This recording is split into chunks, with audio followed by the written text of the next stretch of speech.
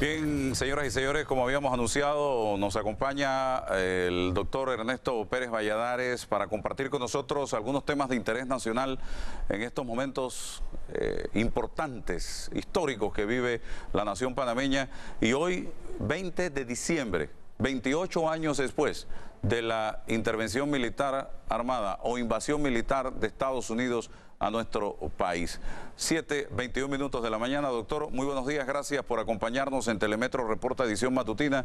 ¿Qué recuerda usted? Quiero comenzar por ahí, de aquel 20 de diciembre de 1989, cuando nos invade el ejército de los Estados Unidos. ¿Qué recuerda usted de ese instante cuando se entera de la noticia? Buenos días, Álvaro, y a través tuyo, buenos días a todos los televidentes. Bueno, verdaderamente fueron momentos muy difíciles, muy duros, muy tristes, porque la potencia más grande del mundo evidentemente tenía todas las de ganar frente a un país pequeño, que lastimosamente incurrió en provocaciones innecesarias y que luego de una cantidad de errores cometidos por la dirigencia de ese momento, produjo una opción que me parece a mí era la menos necesaria, porque si el tema era llevarse a Manuel Antonio Noriega, pudieron haberlo hecho sin haber causado tanto daño a la población panameña y, por supuesto, tantísimos muertos que al día de hoy todavía no sabemos el número exacto de defunciones. Bien, ¿usted cree efectivamente que hubo algo más que simple y sencillamente atrapar a Manuel Antonio Noriega por lo que usted acaba de señalar? Bueno, yo creo que es evidente que se hubiera podido llevar a este señor sin haber tenido que destruirnos como país y haber producido inmediatamente después de la invasión ese saqueo que acabó con la estructura económica de la ciudad de Panamá, por lo menos. Y luego, sobre todo, la cantidad de muertos que produjo eso. Yo creo que hubo intenciones de golpe anterior al momento en que se dio la invasión, que quizás hasta fueron propiciados por algunos estamentos de los Estados Unidos y que luego fueron abandonados. Estoy pensando, por ejemplo, en el caso de Giroldi y otros anteriores a él, que hubiera quizás producido la entrega del señor Noriega a los Estados Unidos para que le hiciera frente a las acusaciones que tenía en ese país, sin tener nosotros, el resto de los panameños, y sobre todo el resto de los panameños inocentes, que pagar el alto precio que se pagó por esa noche aciaga. Sí, doctor Pérez Valladares, han pasado 28 años. En aquel momento había una lucha en la calle de panameños vestidos de blanco, con banderas blancas, que gritaban al unísono: democracia, justicia y libertad. Hoy, 28 años después, hemos logrado la democracia real, la justicia real y la verdadera libertad. Bueno, Álvaro, con todos los defectos que tenemos, con todos los problemas que estamos viviendo, yo creo que es evidente que la actual situación es muy superior a lo que vivimos hace 28 años o hasta hace 28 años. Y yo quiero remitirme a la muerte del general Torrijos, porque fue durante el periodo del 78 al 81, después de la firma de los tratados, que se dan los primeros pasos para establecer una democracia multipartidista con una asamblea legislativa diferente, electa directamente, con el respeto a las elecciones para presidente. Todo eso era un camino trazado que se venía siguiendo de acuerdo a compromisos incluso morales que el general Torrijos había adquirido con el presidente Carter. Lastimosamente, muerto el general Torrijos, se retrotrae todo el poder nuevamente y quizás de una manera más fuerte que antes a la Guardia Nacional. Y luego empieza una lucha interna en la Guardia que se dio antes de la lucha de la sociedad contra la Guardia. Todo aquel tema que ustedes conocen y vivieron igual que yo.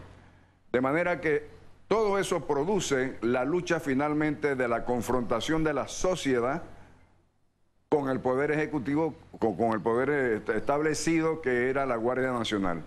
Yo creo que esa etapa que fue para mi concepto 10 años perdidos de la República, no lo podemos, por mal que evaluamos lo actual, no lo podemos comparar con lo que estamos viviendo.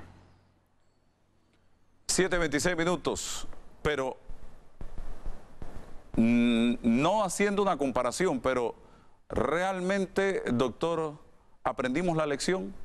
¿Vamos por buen camino? ¿Nos estancamos? ¿Qué pasó? No. Yo creo, Álvaro, que el tema de las reformas que necesitamos para solidificar las instituciones democráticas del país se ha aguantado.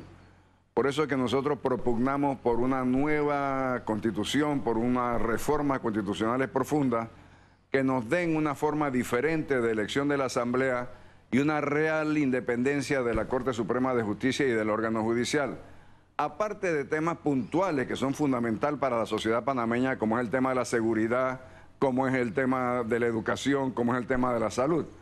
Pero yo creo que tenemos que darnos un cuadro básico de comportamiento político y social, que es la nueva Constitución y sobre todo en la forma como se ha venido desarrollando la Asamblea de Diputados y el órgano judicial.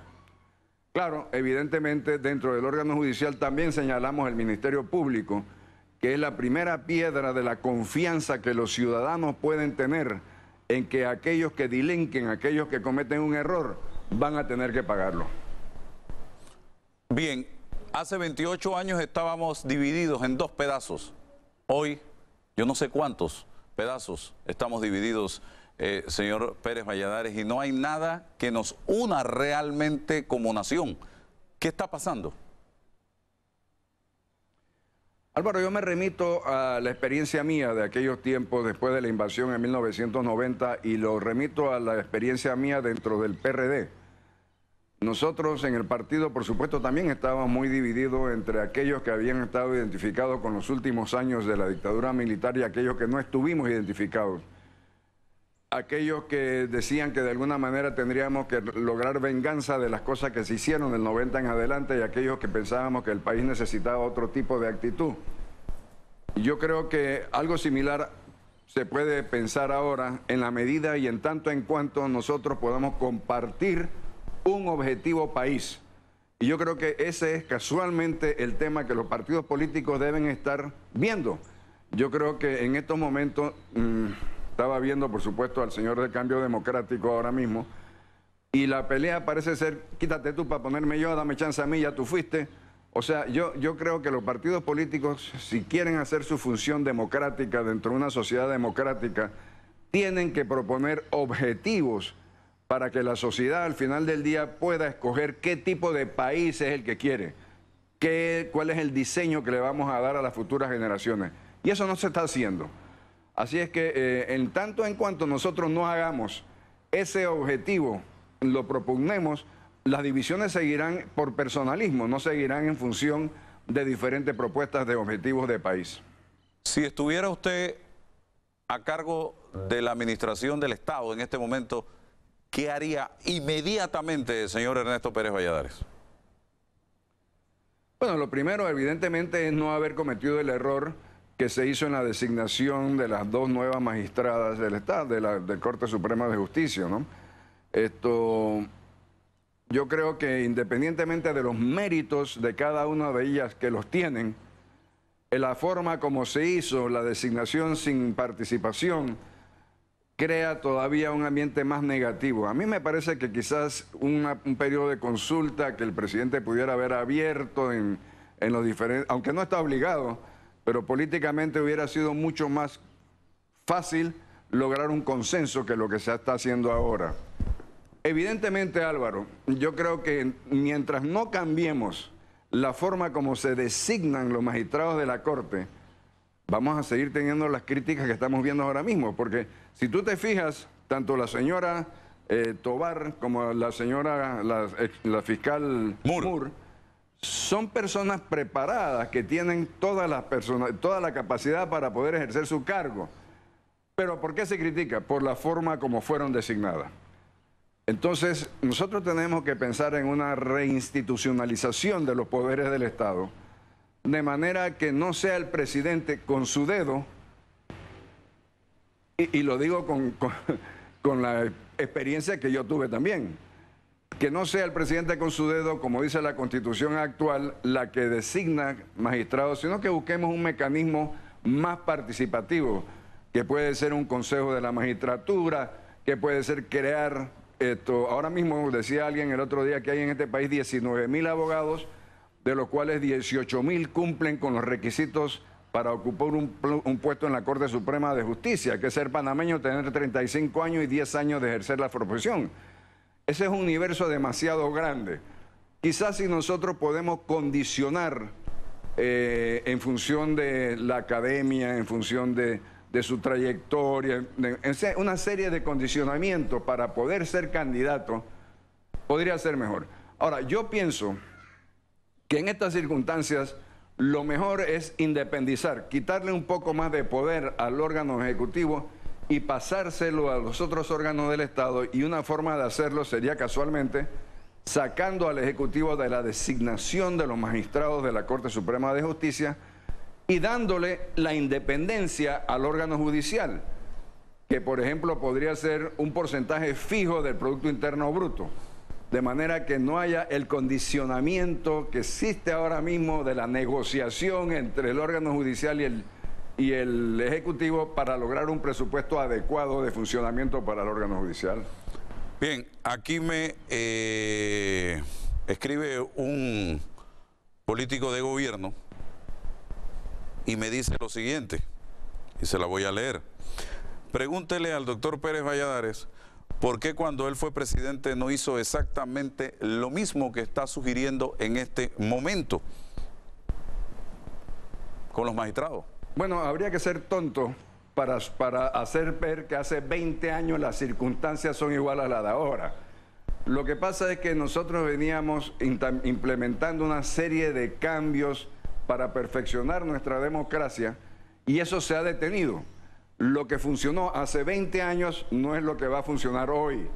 De manera que lo que es completamente claro es que una muestra de estupidez supina, es como decía Albert Einstein, que haciendo las mismas cosas vas a tener resultados diferentes. Si lo que tenemos no nos da resultados, entonces experimentemos con alternativas de funcionamiento, con una nueva institucionalidad que nos permita adelantar la democracia en Panamá.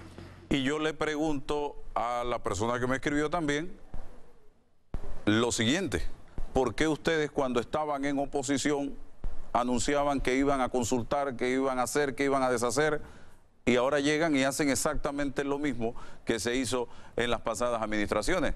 Entonces ese es el punto de que cuando estoy en oposición... ¿Sí? No solamente eso, Álvaro. Si mal no recuerdo, una de las propuestas fundamentales del señor Varela cuando era candidato eran los cambios constitucionales. Y ahora pareciera ser que como que ese es un tema vedado, que se ha olvidado, que no se toca, y que creo que sí, que a estas alturas de su gobierno, con el desgaste político que tiene, ya no es un tema que él puede propiciar. Bien, señor Pérez Valladares, en este momento en la Asamblea pareciera una gallera. Allá hay apuestas, hay llamadas, hay ofrecimientos, hay de todo para tratar de convencer a como dé lugar a diputados por el voto, para que den el voto a las dos magistradas de la Corte Suprema de Justicia. ¿Qué piensa usted de esto? ¿En qué se ha transformado una vez más, y digo una vez más, la Asamblea de Diputados? Uno, y segundo, llegar a la Corte en medio de todo este prácticamente patio limoso en el que estamos metidos. Bueno, casualmente por eso es que yo hablo de las reformas constitucionales del órgano judicial y de la Asamblea. ¿Por qué de la Asamblea? Porque hay que entender que un candidato a diputado en el área metropolitana puede gastarse hasta $500,000, si no más. Y luego llega a una asamblea donde lo que recibe de paga neta para su vida todos los días son $6,000 mensuales, que por 60 meses son 360,000, que ni siquiera recupera lo gastado. Entonces, ¿eso qué propicia? Propicia, evidentemente, lograr mecanismos mediante el cual se le pueda resarcir y más lo gastado durante la campaña. ¿Y quién lo puede hacer? El único que lo puede hacer es el órgano ejecutivo. Entonces ya tienes tú creadas las condiciones para que se dé lo que estamos viviendo, no solamente en estas circunstancias, sino que se han vivido en los últimos años en la Asamblea. Es decir, el órgano ejecutivo busca todos los recursos para lograr, y los recursos son económicos y son de favores, para lograr el propósito que tiene y que enuncia en la Asamblea. En este caso particular, la aprobación de 2 magistrados. Yo estoy seguro que por la presión pública que existe ahora mismo, la mayoría de los diputados de oposición votarán en contra. Pero eso no significa que no haya ofrecimientos. A muchos de ellos pienso que vulgares para lograr cambiar algunos votos a favor de la propuesta del gobierno sin entrar ni siquiera a considerar las bondades de los designados. Que el presidente, según dice Pedro Miguel González, esté llamando personalmente para presionar a varios diputados de la Asamblea de la República. Vamos a la pausa y usted me contesta su impresión de esta denuncia. Regresamos enseguida, doctor. Seguimos con el doctor Ernesto Pérez Valladares, en este momento conversando sobre temas de interés nacional. Doctor, le preguntaba antes de la pausa que un secretario general del PRD, Pedro Miguel González, en conferencia de prensa haya denunciado que el propio presidente, Juan Carlos Varela, está llamando para presionar a diputados de la República para lograr el voto en favor de las 2 magistradas que designó el viernes pasado. ¿Qué mensaje le envía a la nación? Bueno, Álvaro, si González lo dice siendo diputado es porque él lo está viviendo, él lo sabe, él se da cuenta a través de él o de otros diputados. Mire, el tema que un presidente llame a un diputado, sobre todo si es de su partido, y le pida y le exija y le suplica y lo que tú quieras, es perfectamente aceptable. Incluso si un presidente tiene amistad o tiene contacto con bancadas de otros partidos y que lo haga, tampoco es criticable. Lo criticable es que los amenace. Lo criticable es que haya chantajes. Lo criticable es que le ofrezca dinero. Lo criticable es que le ofrezca beneficios. Y eso yo no sé si está pasando, pero tengo la sospecha de que algo de eso puede haber cuando usted tiene una Contraloría incapaz, ineficaz, que no hace los auditos, que se los hace o no los enseña, que la sociedad no tiene ninguna posibilidad de saber lo que pasó en los últimos 2 o 3 años. Entonces pareciera que como que hay instrumentos de chantaje, como que hay mecanismos de amenazas. Eso es lo criticable de la actual actuación de este gobierno frente a la Asamblea. Mire lo que usted está diciendo, doctor. ¿En qué país estamos viviendo en este momento frente a un escenario de chantajes, frente a un escenario de presidentes llamando a diputados de oposición para convencerlos, para presionarlos? ¿En qué país estamos viviendo? Bueno, eso es casualmente a lo que apunta las reformas constitucionales que nosotros estamos proponiendo. Nosotros tenemos que establecer un marco de referencia más angosto de los poderes del Ejecutivo y crearle las independencias de los otros órganos del Estado para poder evitar caer en este tipo de abusos. Mira, Álvaro, se lo digo yo por mi experiencia, el Ejecutivo tiene un poder y un cargo demasiado potente frente a los otros órganos del Estado. Y luego nosotros tenemos una cultura histórica quizás, de que la gente supone que el presidente de la República es el que manda en todo lo que tenga que ver con el país. Y no es así, o no debería ser así. Debiéramos entonces tratar de rebalancear el peso de las diferentes instituciones para asegurarnos la independencia que las democracias requieren. Porque si nosotros, y tenemos que tener mucho cuidado también, por supuesto, a quién elegimos en esos cargos, porque tienen que tener el convencimiento democrático de actuar en la forma en que cree la confianza necesaria en el pueblo panameño para que no haya los cuestionamientos que estamos viviendo en estos momentos. Doctor, usted ha hecho pronunciamientos importantes relacionados con el tema de la Constitución. Usted se reunió recientemente con parte del cuerpo diplomático en Panamá. ¿Usted ya tomó alguna decisión de cara a las elecciones del 2019? No, Álvaro, yo lo que estoy tratando de hacer es expresar libremente lo que yo creo que es mi preocupación por lo que está pasando en el país y luego proponer algunas ideas que ojalá puedan generar un movimiento que exija reformas constitucionales a quien sea que sea el próximo gobierno.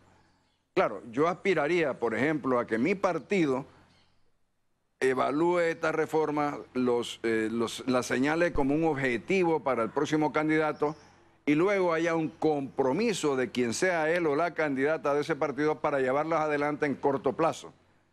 Yo también dije en ese momento con esos embajadores que aunque no tengo ambición, porque yo sé lo que es la presidencia de la República y sé lo difícil que hay que hacer en los próximos años, no solamente en el tema constitucional, sino para afrontar el tema de la seguridad, de la salud, de la educación.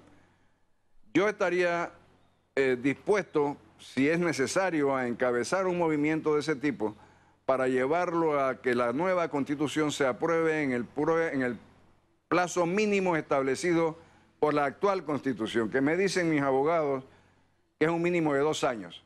Y luego yo creo que por lo menos debiéramos dar el paso adicional de ir a elecciones presidenciales nuevamente en 2 años y yo me abstendría de participar. Es decir, yo no tengo verdaderamente ambición de volver a pasar 5 años nuevamente en la presidencia.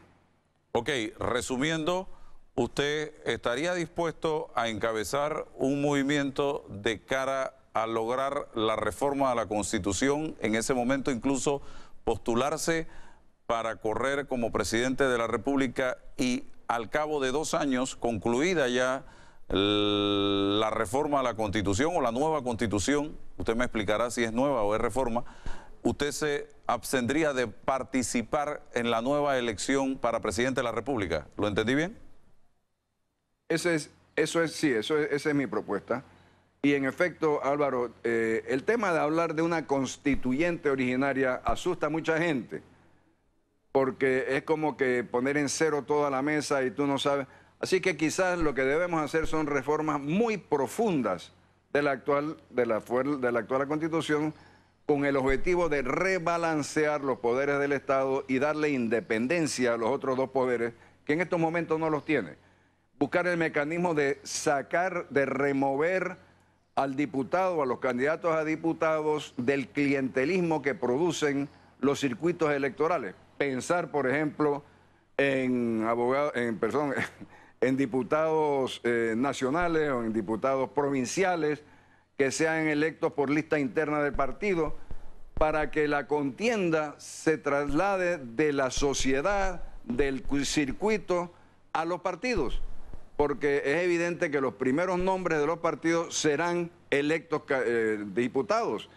Y luego, entonces, la contienda sería, bueno, ¿quién tiene los méritos, la militancia para encabezar las listas partidarias?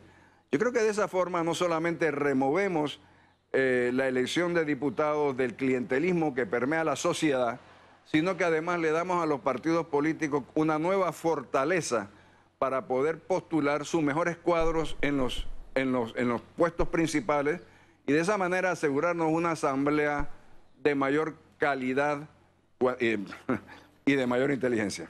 ¿Usted ha hablado de esto con sus copartidarios y lo han entendido? Yo he hablado de esto en todos lados, a lo largo y ancho del país, en reuniones con el partido, en reuniones con otra gente que no son del partido. Y bueno, no sé si lo entienden o no lo entienden, no sé si lo comparten o no lo comparten, porque no sé si su ánimo es seguir, como dicen los norteamericanos, business as usual, o sea, las cosas como están. Si nosotros seguimos las cosas como están, yo no sé si en la próxima, en 10 años, va a haber un estallido social, porque la gente ya no tiene confianza en las instituciones.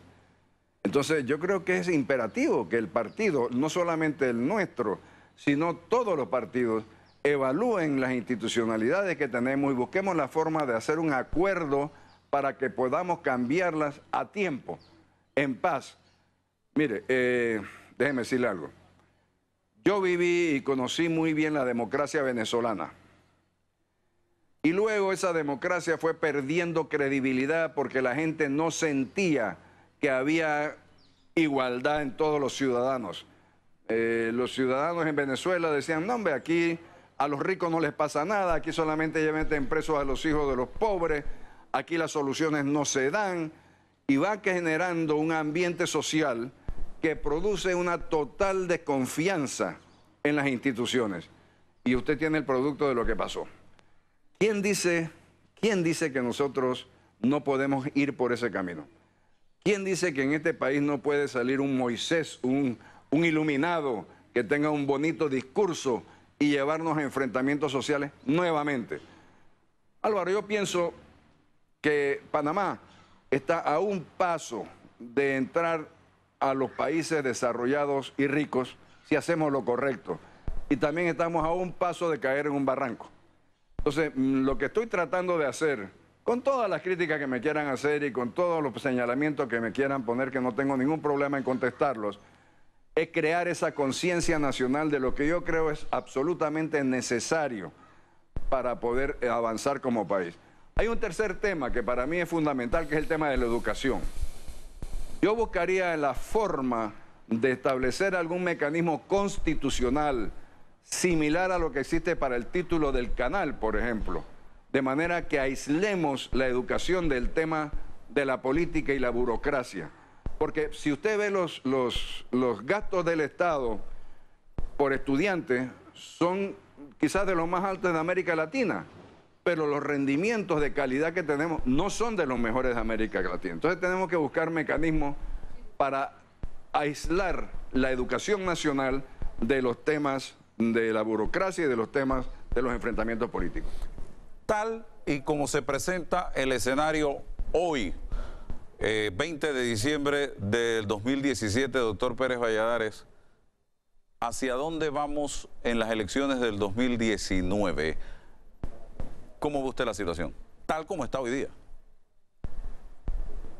Bueno, hablando exclusivamente electoralmente, pareciera ser que va a haber 3 candidatos independientes y va a haber 4 o 5 candidatos partidarios, es decir, uno por cada partido, más quizás algunos de los nuevos partidos postulen también.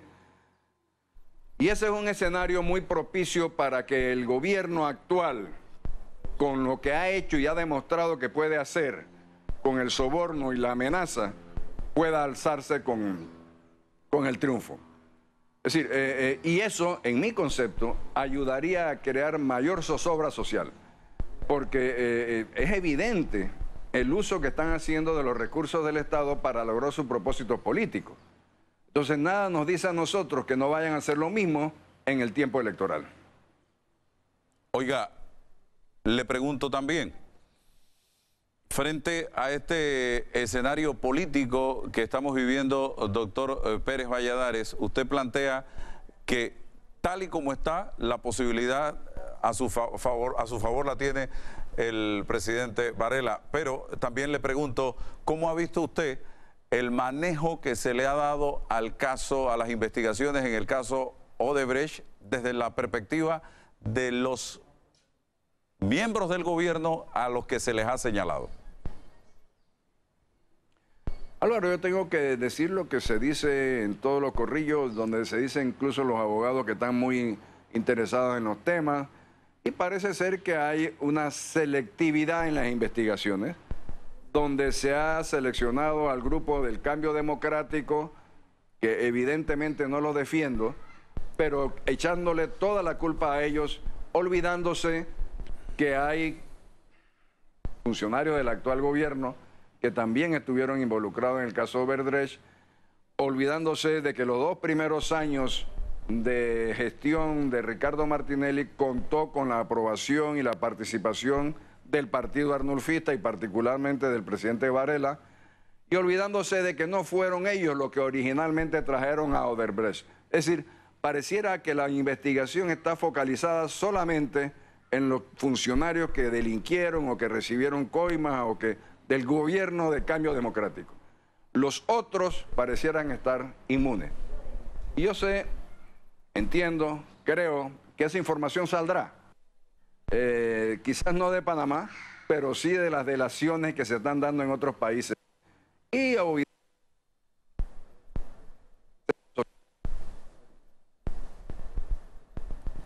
bien, son las 7:56 minutos de la mañana. Estamos conversando con el doctor Ernesto Pérez Valladares, expresidente de la República. Y también me gustaría conocer su impresión, doctor, en lo que ha quedado todo el escándalo que se dio con el señor Nidal Ouaket y el señor Abdul Ouaket en Panamá, y todos los señalamientos que formuló en su momento el embajador de los Estados Unidos en este país. Estamos corrigiendo un pequeño inconveniente con el micrófono del doctor Pérez Valladares para conocer su impresión en relación con este tema. Estamos conversando con el expresidente de la República sobre diversos temas de interés nacional. Su impresión del caso Ouaket y en lo que ha quedado el mismo después de casi 2 años. Gracias, Álvaro. Yo pienso que a mí me parece que quizás la emotividad llevó a hacer comparecencias al embajador de los Estados Unidos, o fueron órdenes recibidas, porque para mí me es extraño que un embajador tenga esa libertad sin consultar a su Departamento de Estado y a su Jefatura de Relaciones Exteriores. De manera que las acusaciones, yo creo que no son un invento del embajador. Yo creo que fue una posición política o una posición de su Departamento de Estado y de los Estados Unidos. Y acuérdese usted que ahí se acusaron a 2 personajes, ambos de apellido Ouaket. El señor que está ahora mismo detenido y que era el que estaba metido en el banco con un pequeño porcentaje en el banco Balboa, que quebró dicho banco, dicho sea de paso, es al señor que le han encontrado solamente faltas de falsificación de documentos, de no sé qué, pero nada que ver ni con narcotráfico ni con lavado de dinero. Y al otro señor, al señor Abdul, pues no le han establecido cargos. Entonces, pareciera ser que nos saltamos el proceso judicial con este tema de la lista Clinton. Es decir, primero yo te arruino, primero yo te desprestigio, y luego salgo a ver si puedo probar judicialmente las acusaciones. A mí me parece que esa es una contradicción de la democracia norteamericana que da mucho que pensar y da muy mala impresión a los que admiramos una democracia funcional. Yo creo que allá, como se dice en los países desarrollados, todo el mundo es inocente hasta que se le pruebe lo contrario.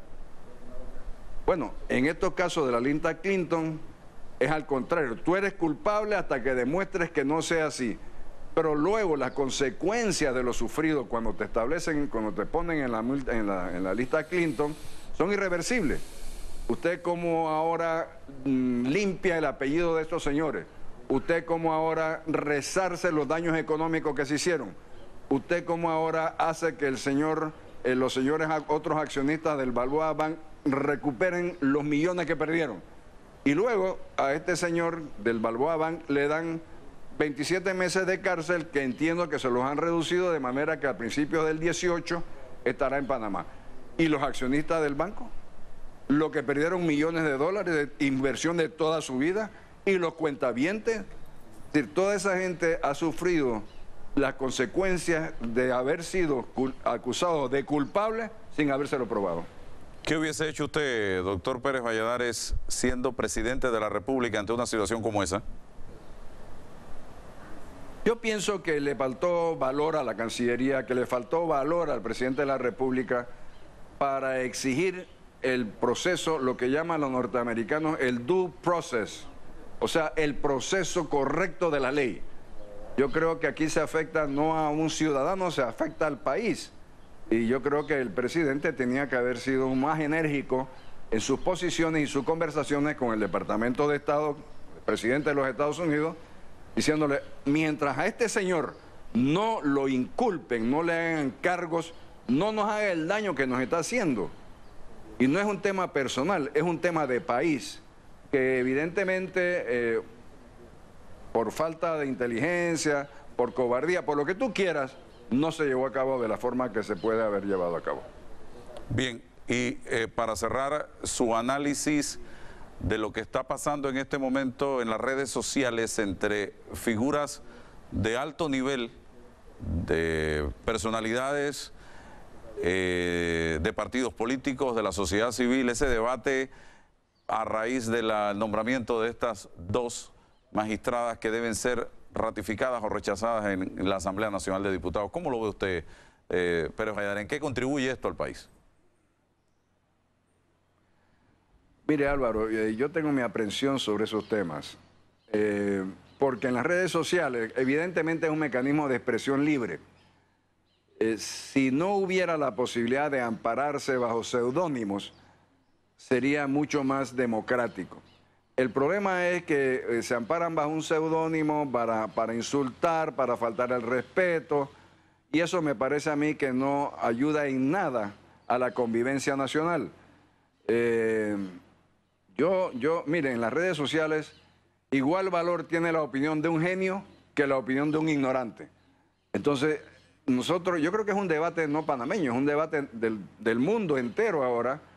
¿Cómo hacer para evitar que las redes sociales se abusen de esa forma y que haya la seguridad de quien a usted lo insulta pueda usted saber quién es y no un seudónimo o ampararse bajo un nombre cobardemente para no dar la cara? Yo verdaderamente pienso que esas disputas en las redes sociales no conducen a la convivencia social del país. Gracias, doctor Pérez Valladares. Un mensaje de fin de año para la población panameña. Claro, yo les deseo a todos los panameños paz, sobre todo, prosperidad en el año nuevo, felicidad, que pasen con su familia, que le den amor y cariño a sus hijos, que le dediquen un poco más de tiempo a su familia, que es lo fundamental, y que vayamos creando jóvenes y niños y adultos que tengan ese amor por la patria y ese amor por su familia. Felices Pascuas y mucha prosperidad en el año entrante. Bien, gracias, doctor Pérez Valladares. 8 de la mañana, 3 minutos. Vamos a la pausa. Regresamos con más.